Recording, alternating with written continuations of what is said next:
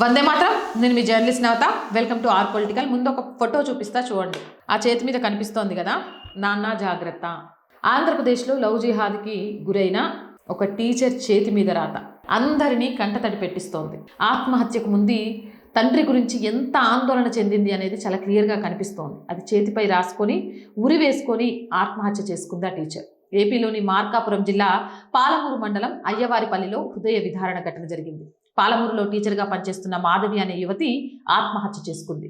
నాగూర్ భాష అనే వ్యక్తితో పరిచయం పెరిగి సన్నిహిత సంబంధంగా మారింది.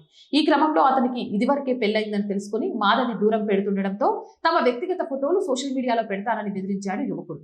చనిపోవడానికి ముందు నాన్న జాగ్రత్త అని చేతిపై రాసుకుని గురి వేసుకుని ఆత్మహత్య చేసుకుంది. నాగూర్ భాషపై కఠిన చర్యలు తీసుకోవాలని పోలీసుల్ని ఆశ్రయించారు కుటుంబ సభ్యులు. లవ్ జిహాదులు జరుగుతున్నాయి తల్లి, ఒకడు మాయమాటలు చెప్పగానే పడిపోకండి, వాడి వెనక ముందు ఆలోచించండి అంటే చెప్తే వినరు. ముగ్గురు పిల్లలు, ఆల్రెడీ పెళ్ళై పిల్లలున్నోళ్ళు హిందూ అమ్మాయిల్ని ఎలా టార్గెట్ చేస్తున్నారు అనేది మరొకసారి బహిర్గతమైంది. ఏదేమైనా అమ్మాయిలు తస్మత్ జాగ్రత్త. జై హింద్, జై భారత్. అండ్ రోజు చెప్తున్నాను, R group of channels, R voice, R political, R Sanskriti, 3 మన channels. So please subscribe our channels. Content బాగుంది అనిపిస్తే లైక్ చేయండి, షేర్ చేయండి.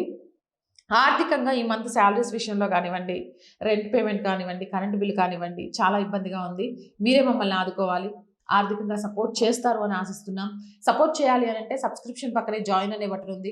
1 to 5 లెవెల్స్ ఉన్నాయి. ఏదో ఒక లెవెల్లో సపోర్ట్ చేయండి. లేదా స్క్రీన్ మీద గూగుల్ పే, ఫోన్ పేతో పాటు అకౌంట్ డీటెయిల్స్ ఉన్నాయి. మీకు తోచిన సహాయాన్ని అందించండి.